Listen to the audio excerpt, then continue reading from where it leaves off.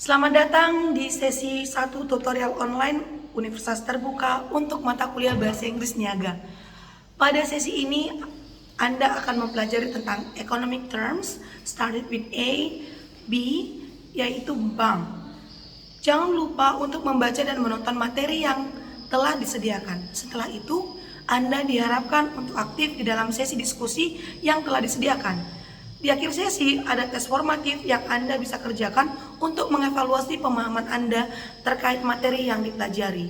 Setelah mengikuti perkuliahan ini, Anda diharapkan mampu memahami dan menjelaskan istilah ekonomi yang dimulai dengan huruf A dan B yang terdapat pada modul 1 Bahasa Inggris Niaga, yaitu bank. Anda diharapkan mampu mendefinisikan istilah bank, menjelaskan jenis-jenis bank, menjelaskan bagaimana bank beroperasi.